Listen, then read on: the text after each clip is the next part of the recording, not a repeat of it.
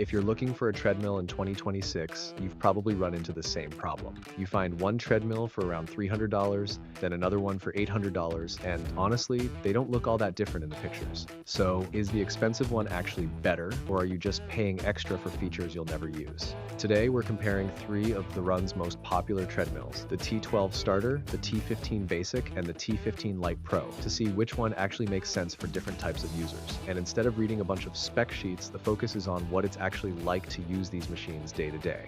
Let's start with the T12 Starter. For most people, this is probably all the treadmill they'll need. If the goal is getting more steps in, walking while watching Netflix, burning a few extra calories after work, or staying active when the weather isn't cooperating, the T12 does a surprisingly good job. One feature that's surprisingly uncommon at this price point is the 12% Automatic Incline. A lot of budget treadmills either don't have incline at all or require manual adjustments. Here, a simple button press turns a regular walk into a much tougher workout, and even a moderate incline can get your heart rate up surprisingly fast. The treadmill also feels more stable than many entry-level models in this category. You don't get that cheap, shaky feeling that makes every step feel uncertain. It's compact, folds up easily, and doesn't take over the entire room.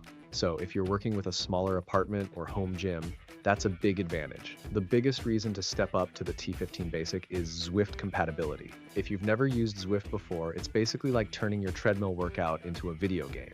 Instead of staring at a wall for 45 minutes, you're running through virtual cities, climbing mountain roads, joining group runs, or even competing against friends from around the world.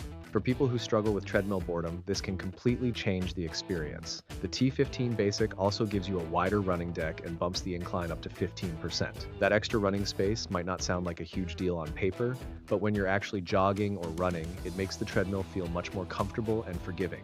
Another advantage is that it's built for heavier daily use. If multiple people in the household are going to use the treadmill, this is probably the model that makes the most sense. Then we have the flagship model, the T15 Lite Pro. This is the one designed for serious runners. The first thing you'll notice is the running surface. At 55 by 20 inches, it gives you a lot more room to open up your stride. If you're taller, have a longer running gait, or simply like running fast, you'll appreciate the extra space immediately. The treadmill also reaches speeds up to 12 miles per hour and offers a massive 20% incline. And honestly, this is where things get really interesting. A 20% incline completely changes the workout. You can simulate steep hill climbs, hiking trails, and endurance training sessions that would normally require going outdoors. It's one of the fastest ways to make a workout harder without increasing your running speed. Beyond performance, the T15 Lite Pro also adds some premium touches.